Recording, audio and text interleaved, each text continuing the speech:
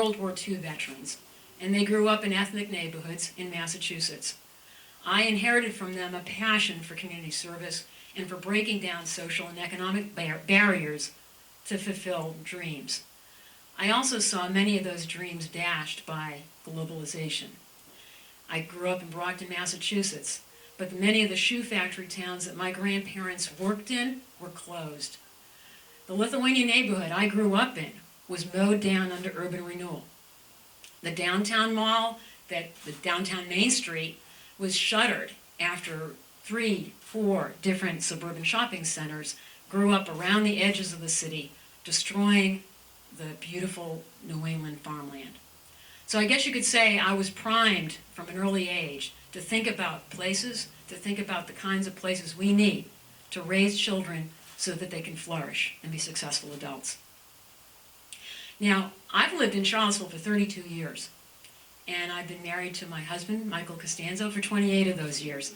Bless you. He's my man. We raised 2 wonderful sons, Patrick and Kevin, and I can proudly say they went K through 12 through the Charlottesville City School System, and they are successful young men today. I have been a practicing architect, I still am, and an urban designer, and in that process I learned a lot about collaboration, a lot about reaching compromises when necessary to get people to the table, and above all, to get those plans built. If you don't build your plans as an architect, you're actually a failure. So the idea is not just to plan endlessly, it's to plan with conviction and to get things done.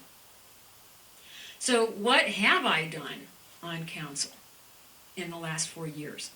As Bill mentioned, I had the Greener, Smarter, Stronger slogan. Well, that was informed by the values of my parents, my professional skills, and the deep affection I feel for Charlottesville.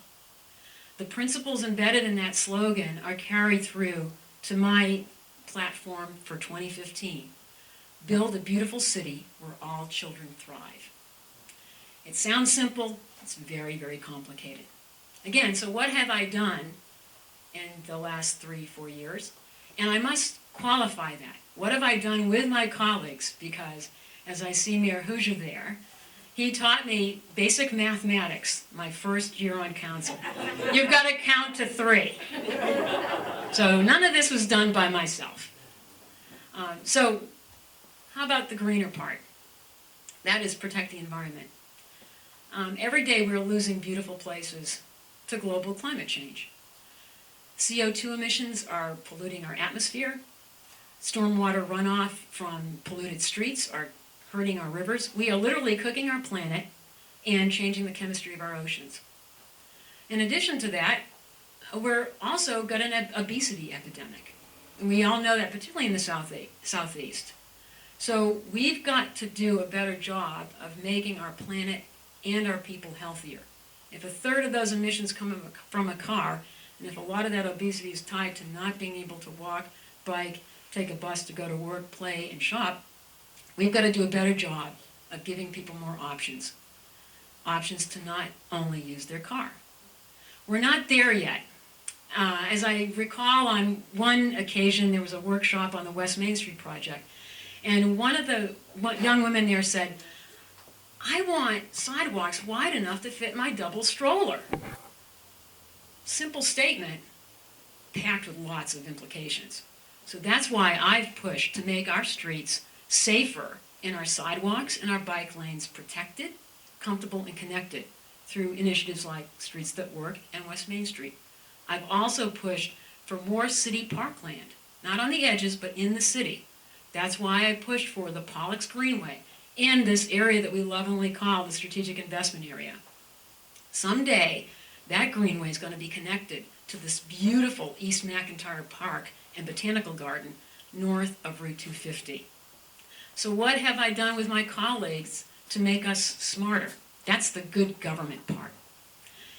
We all know that we need a local government that is committed to accountability and excellence, and a council that is visionary and collaborative.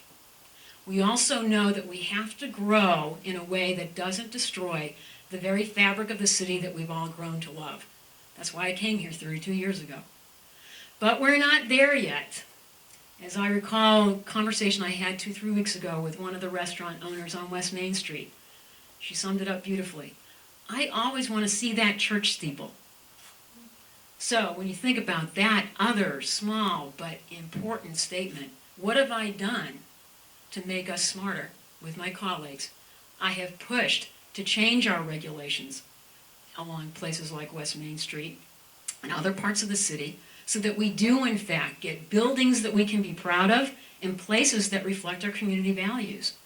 I've pushed relentlessly for more citizen participation in all our building projects and all our planning projects. For example, Belmont Bridge has a citizen steering committee. And it does get into the nitty-gritty of, working out the kinds of agreements with our neighbors across the boundary line, Albemarle County, to come up with solutions that actually improve the quality of life for our citizens in our neighborhoods. I am very happy to say that I was very important in the negotiations to move the Rivanna pump station out of the woolen mills. Thank you. So, again, there's the greener, the smarter, and the stronger. So what have I done with my colleagues to make us a stronger community? That's all about economics and equitable economics. We all know that the downtown mall is the backbone of our economic system, that along with the corner. But we also know that we are growing new industries in biotechnology and information technology. The new talent that attracts wants cities that are walkable, bikeable, and accessible by bus. They also want new destinations for great music, food, and art, like Midtown on West Main Street. We need to always make sure we invest in our city schools because we need to grow the next generation of talent. And hopefully, maybe our children will actually be able to live and stay here when they grow up. That's not something I was able to do in Brockton, Massachusetts. The other side of the coin, though, is that we do have many children who aren't excelling in our city schools, and that's directly tied to living in neighborhoods that aren't thriving. We need to do a better job of spreading opportunity to all of our citizens in every neighborhood, regardless of ethnicity, regardless of race, regardless of address. But we aren't there yet. In one of the workshops in this South Side neighborhood plan, the strategic investment area, I'll never forget, a woman said, "I don't need a park, I need a job." Okay? We shouldn't be giving our citizens false choices. We need healthy environments and economic security to thrive. It's not an either-or proposition. That's why I, with my fellow counselors, have worked hard to get a workforce satellite center downtown in the Main Street Library that provides better access to jobs, but also counseling against predatory lending, and it enabled programs like Go Driver and Go Office. That's why I pushed for finding alternative diploma pathways for people that don't have traditional diplomas. That's why I also push for the strategic investment area. This is a comprehensive approach to both investing in infrastructure but also investing in people so that we tap into the potential of this once old industrial area and most importantly tap into the potential of the people that live here today without displacing them.